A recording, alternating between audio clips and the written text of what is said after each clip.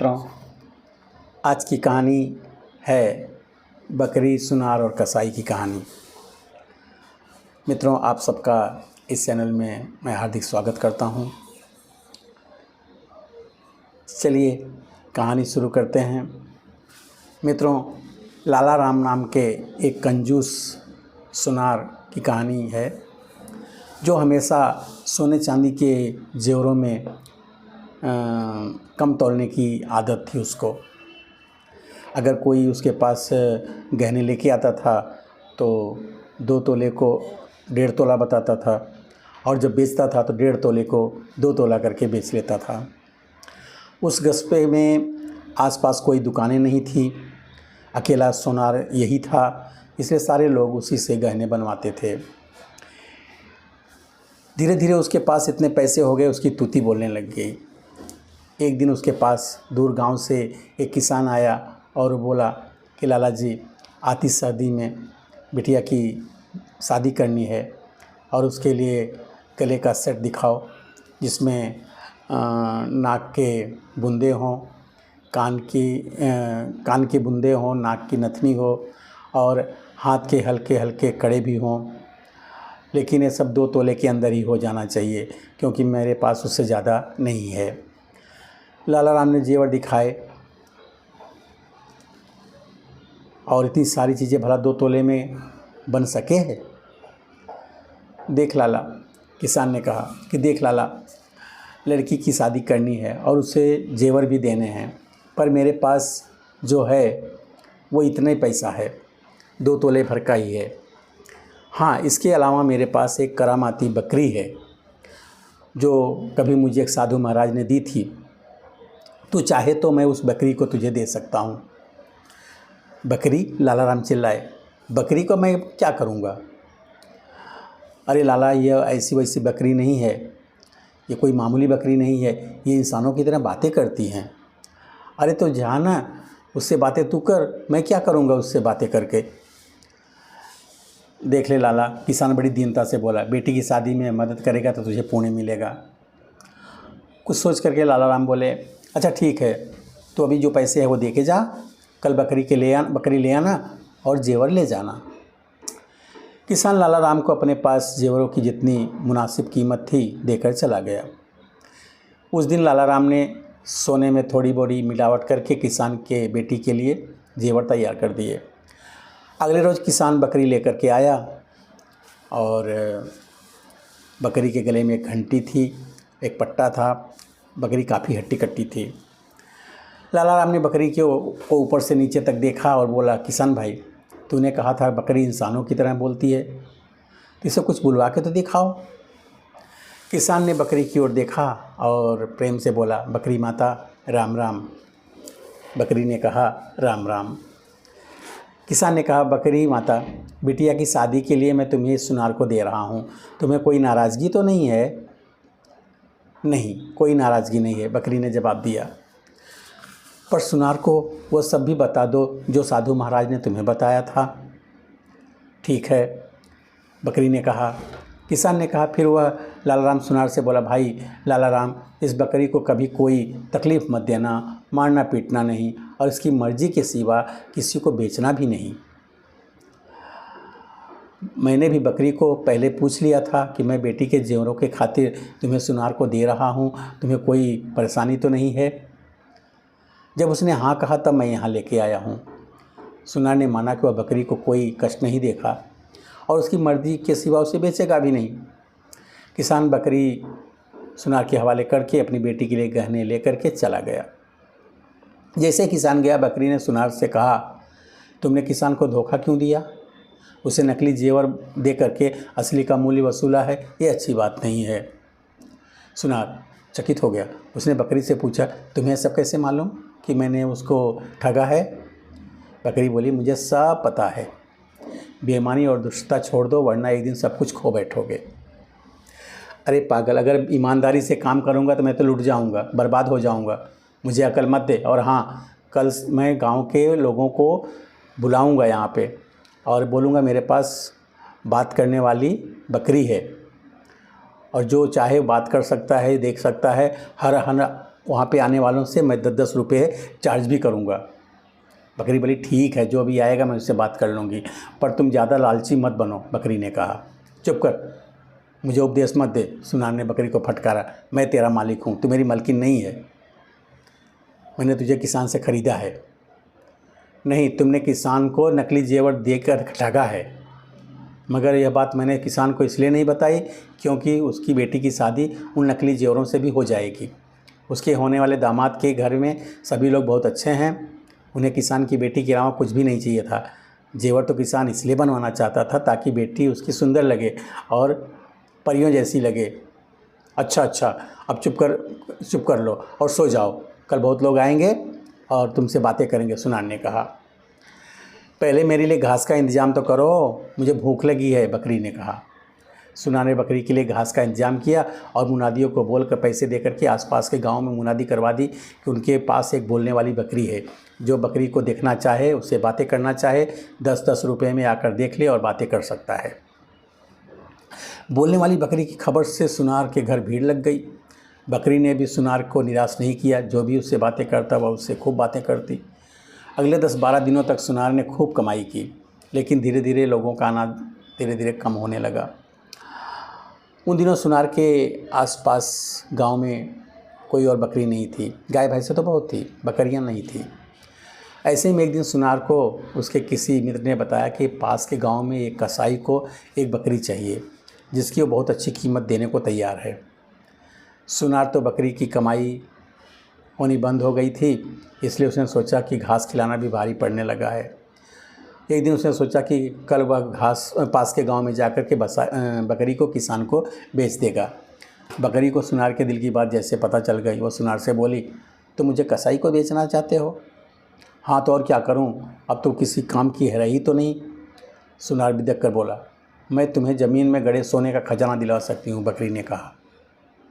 सच? सुनार उछल पड़ा। कहाँ है, किधर है, जल्दी बता खजाना। लेकिन खजाना मैं तुम्हें सिर्फ इस शर्त पे बताऊंगी कि तुम मुझे जीते जी कभी नहीं बेचोगे। बकरी ने कहा। ठीक है, नहीं बेचूंगा। सुनार ने बकरी को विश्वास दिलाया। तुम्हारे घर के बाहर जो नीम का पेड़ है उसके बाएं तरफ 1 फुट बाएं, 2 कदम बाएं 1 फुट नीचे सोने के सिक्कों से भरा हुआ एक घड़ा पड़ा है। बकरी ने बताया किसान को। उसी रात बकरी की बात बताई जगह से सुनार ने सोने के सिक्कों से भरा हुआ घड़ा निकाल लिया। लेकिन घड़ा सचमुच मिल गया तो सुनार के दिल में लालच और बढ़ गया। बोला, अब तू मुझे और दूसरे खजानों का पता बता। बकरी बोली कि मैं तुम्हें पहले बता दिया था कि एक से ज़्यादा खजाने का पता मैं नहीं बता सकती। बकरी ने कहा। तो मैं तुझे कसाई को बेच दूंगा। सुनार ने कहा। ऐसा मत करना वरना तुम बर्बाद हो जाओगे। बकरी ने चेतावनी दी। अरे बर्बाद तो मैं तब हो जाऊंगी जब तुम्हें निठल्ली को रोज़ रोज़ घास खिलाऊंगा। खजानों का पता बताओ, नहीं तो मैं तुम्हें कसाई को बेच दूंगा। बहुत सारा धन मुफ्त में मिल गया तो सुनार को बकरी की सेवा करना, घास खिलाना अखरने लगा था। उसने बकरी को उचित कीमत लेकर उसे कसाई के हवाले कर दिया। लेकिन कसाई ने बकरी को मारने काटने के लिए नहीं खरीदा था। उसका 8 वर्षीय बेटा काफ़ी समय से बीमार चल रहा था। किसी पहुँचे हुए वैद्य ने बताया था कि वो अगर सुबह शाम बकरी का दूध पिएगा तो जल्दी ठीक हो जाएगा। और मगर बकरी खरीदने के बाद कसाई को लगा कि वह दूध तो देती नहीं है, तो उसे सोचा बकरी को बेकार खरीदी, अब इसे काट कर इसका मांस बेचकर पैसे वसूल कर लेते हैं। बकरी किस कसाई के मन की बात जान गई। बोली, तुम मुझे मारना चाहते हो? कसाई ने कहा, हाँ। मत मारो। बकरी ने कहा, कल से मैं रोज़ 4 सेर दूध दिया करूँगी।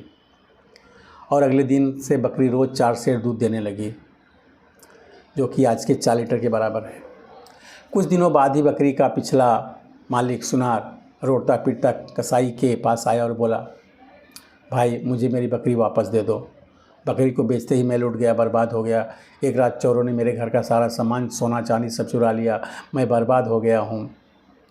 नहीं, कसाई शक्ति से बोला, मैंने पैसा देकर बकरी खरीदी है और यह मैं रोज़ 4 सेर दूध देती है। इसे तो मैं मरते दम तक नहीं बेचूंगा।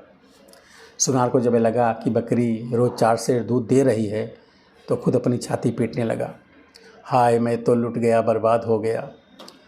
पर बकरी कड़क करके बोली, मैंने तुमसे पहले ही कहा था कि मुझे बेचोगे तो बर्बाद हो जाओगे। ज़्यादा लालच अच्छा नहीं होता, पर तुमने किया ज़्यादा लालच। अभी तुम्हें और भी कष्ट भुगतना होगा। अभी तुम्हें तुम्हारे पापों की सज़ा पूरी नहीं मिली है। और अब ज़्यादा नौटंकी मत करो, क्योंकि मैं तुम्हारे साथ कभी नहीं जाने वाली हूँ। सुनार जैसे रोता पीटता आया था वैसे रोता पीटता वापस चला गया।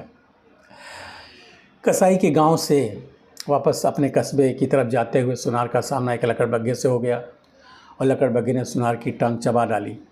गांव के लोगों ने सुनार को एक वैद्य के यहाँ पहुँचाया।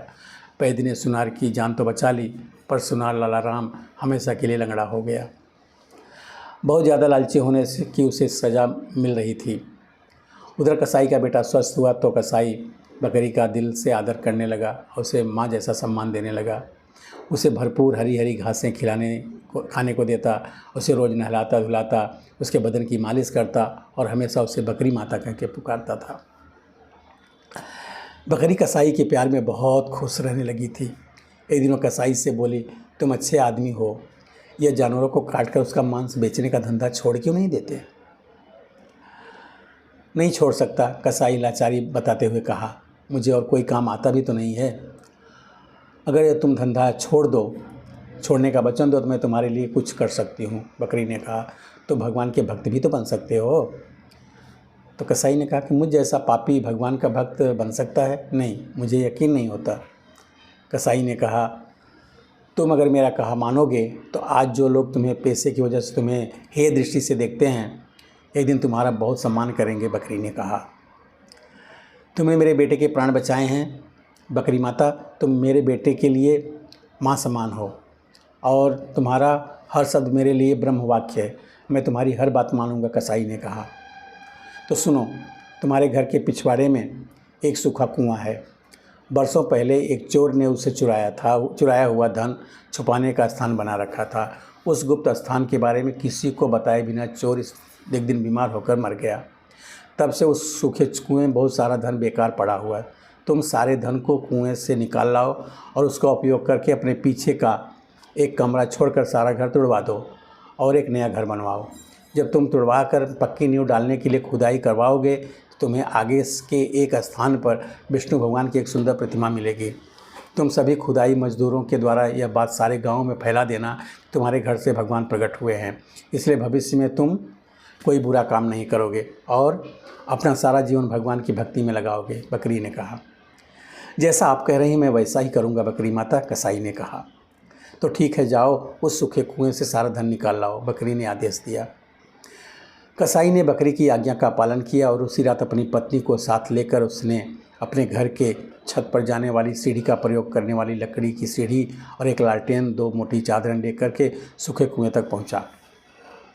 सीढ़ी कुएं के अंदर लगाकर वह कुएं के अंदर उतरा और अपनी पत्नी को लालटेन लिए हुए कुएं के बाहर से ही कुएं में रोशनी पहुंचाती रही। कुएं में सचमुच बहुत सारा धन था। कसाई धीरे धीरे वो सारा धन कुएं से बाहर निकाल लिया। फिर उस धन की मोटी चादरों में बांटकर पति पत्नी घर में बांध करके वापस ले आए। अगले दिन कसाई ने मकान बनाने वाले राजमिस्त्री और मजदूरों को बुलाया और सारा घरेलू सामान और बेटे को, बकरी को पीछे के कमरे में रख करके आगे से घर तुड़वाना आरंभ कर दिया। और जैसा कि बकरी ने कहा था, शाम होते होते खुदाई में विष्णु भगवान की बड़ी ही सुंदर मूर्ति निकल आई। मूर्ति को पानी में से नहलाने के बाद साफ कपड़े से पोंछा गया तो एक बेहद सुंदर चमकदार सुंदर सुनहरी मूर्ति सांप के सामने थी। कसाई ने उसी क्षण सभी मजदूरों के से कहा, वाह, मेरे घर तो भगवान प्रकट हुए हैं। अब से मैं किसी भी जानवर को नहीं मारूंगा, जानवरों का मांस नहीं बेचूंगा, कोई बुरा काम नहीं करूंगा और अपने ही घर में इन विष्णु भगवान का मंदिर बनवा कर रोज़ सुबह शाम इनकी पूजा करूंगा।